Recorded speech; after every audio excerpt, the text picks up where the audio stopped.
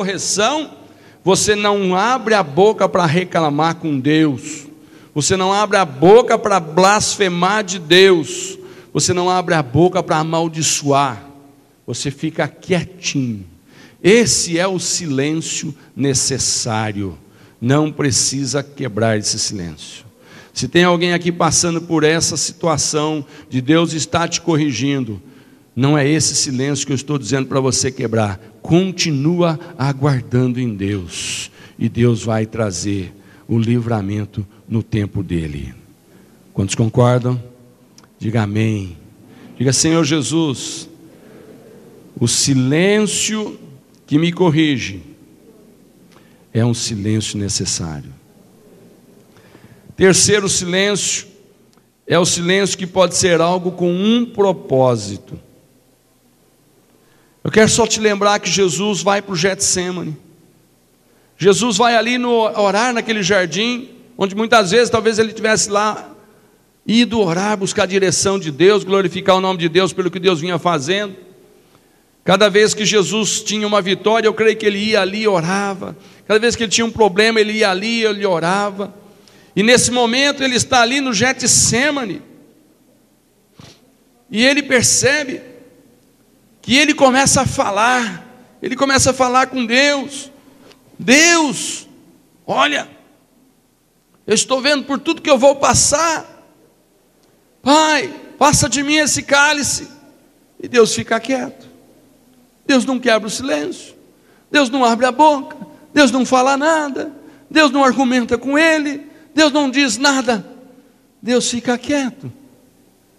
É o silêncio com propósito. O Senhor Jesus, por sua vez, quando ele percebe que Deus não estava respondendo a sua oração, ele também descobre: eu também vou ficar com silêncio com um propósito.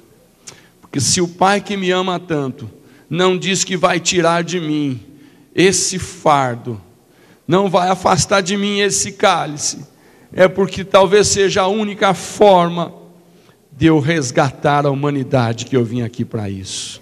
Seja feita a tua vontade, não a minha, Senhor. Então, amados, percebe que o silêncio com propósito, ele pode muitas vezes ser uma necessidade da nossa vida. Deus pode ter um propósito na tua vida e estar trazendo algum tipo de problema, de sofrimento, de prejuízo, de desgosto, de tristeza. Mas quando você vai falar com Deus, assim como o apóstolo Paulo falou: eu orei 3 vezes, e Deus falou assim: vou te curar não, porque a minha graça te basta. Eu tenho um propósito nesse sofrimento. Sabe qual é? Você continuar dependendo de mim, porque é nessa dependência que você vai fazer muitas obras grandes. Irmão, tem muita coisa que Deus vai permanecer conosco, Deus vai permitir conosco. É isso que Deus falou comigo: por causa dessa dor, quando eu quiser eu tiro essa tua dor, enquanto isso vai tomando remédio. Mas não vem com desculpa, não vem tentando ficar em silêncio punitivo com Deus. Falei: amém, Senhor. Não vem tentar quebrar esse silêncio reclamando, me colocando em pressão, como ontem à noite eu fui tentado a fazer. Pastor me procura pela casa, eu estava ajoelhado, chorando, falando com Deus, mas eu não estava falando com Deus, eu estava pressionando a Deus. O diabo falou no meu ouvido: você só vai levantar e daí a hora que Deus te curar. Falei: ixi, de repente eu vou varar a noite aqui, ou então dias ou meses, se Deus não quiser me curar. O Espírito Santo falou assim: então, se ele falar para você como falou com Paulo. Falei: então esse negócio de eu ficar em silêncio está errado, ou de eu ficar reclamando está errado. Esse negócio tem que ser do jeito de Deus. E aí Deus trouxe essa palavra para o meu coração. Existe um tipo de silêncio que tem um propósito. Quando você perceber que tem um propósito de Deus para se cumprir na tua vida, e aquilo que você pede, você não recebe, fica quieto, fica em silêncio. É o silêncio com propósito.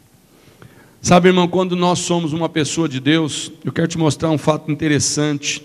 Abra sua Bíblia lá em 2 Reis capítulo 13.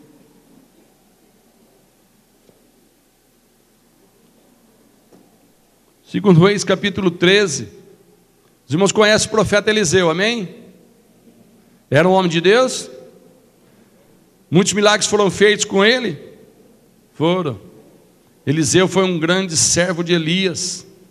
Quando Elias era o homem, era a bola da vez que Deus estava usando, Eliseu era o homem que acompanhava Elias, e aonde Elias ia, ele estava junto, o que Elias mandava, ele fazia, e a glória de Deus vinha através de Elias, e Eliseu se deliciava.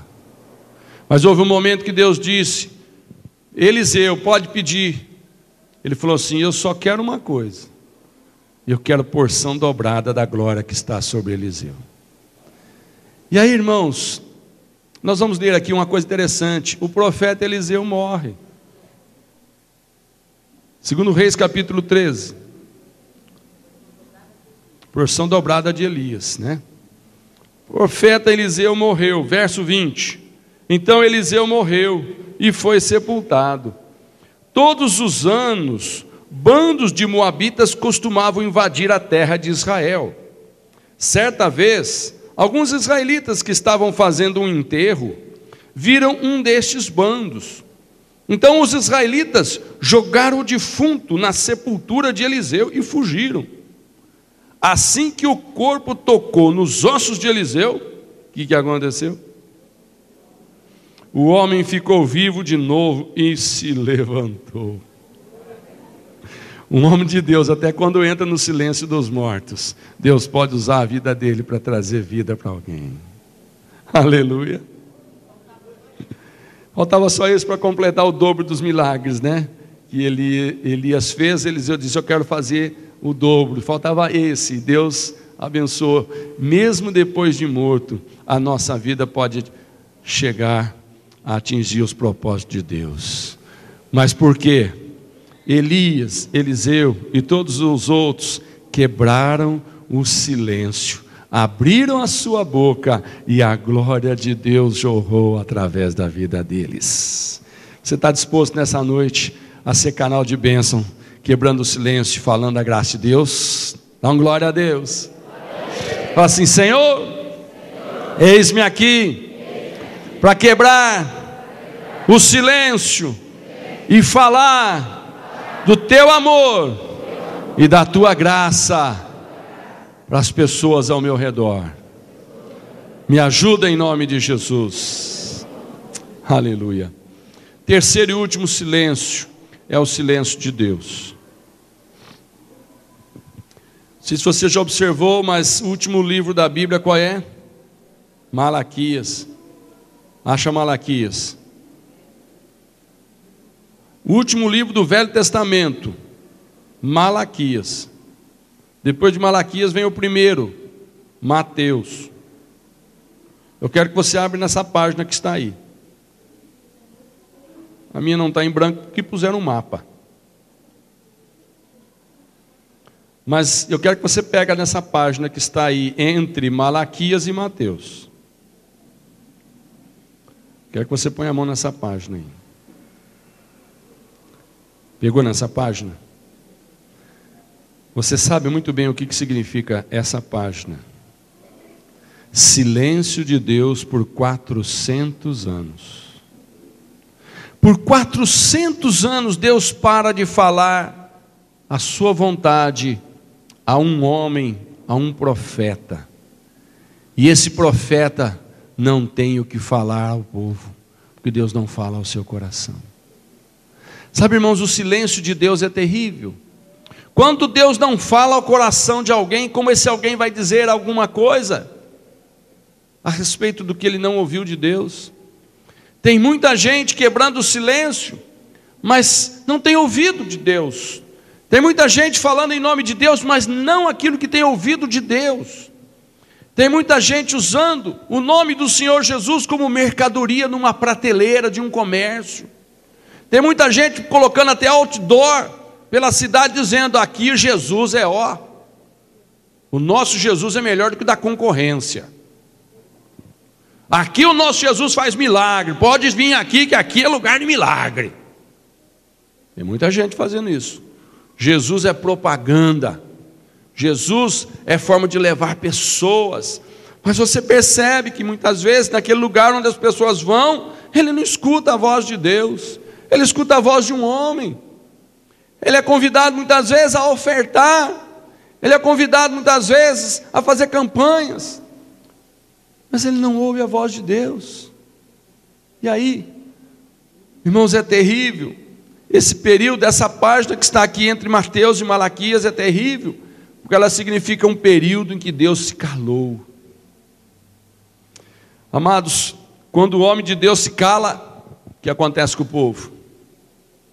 O homem de Deus não fala mais. O que a Bíblia diz? Quando há conselho, quando há sábia direção, o povo regozija. Mas aonde não há direção de Deus, o povo sofre. Mas, irmãos, quando o homem de Deus não fala as coisas de Deus, o povo sofre. Mas quando Deus se cala, o tormento vem sobre todos. E é terrível. Nós abrimos o Salmo 83 e nós vemos o salmista num desespero, sofrendo horrivelmente, porque ele sente que Deus está quieto.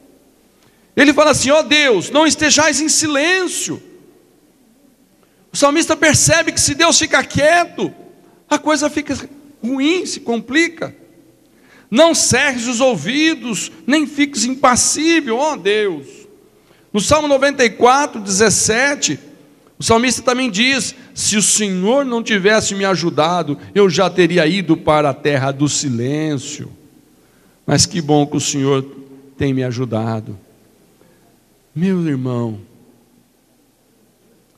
eu queria concluir nessa noite dizendo para você o seguinte: essa página está aqui representando 400 anos de silêncio.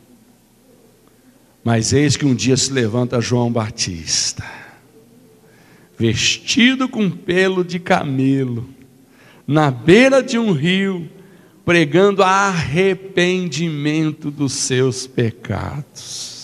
Falando de uma coisa que as pessoas não gostam de ouvir: para com esse tipo de atitude que você tem, porque Deus não se agrada com isso. E como parar se não há arrependimento? Como parar de mentir se é gostoso mentir, se mentir dá lucro? Como parar de enganar se é gostoso enganar e ver os outros sofrer? Como parar de ir para a promiscuidade sexual, se essas coisas costumam trazer prazer da carne que passa, depois vem um tremendo arrependimento, mas que dá prazer, dá. Mas como parar se a pessoa gosta desse pecado maligno? Mas eis que aparece, depois de 400 anos de silêncio, Deus dizendo assim: bom, vocês ficaram todo esse tempo sem que eu falasse, todo mundo está sofrendo. Vocês foram para a filosofia, adiantou alguma coisa? Não.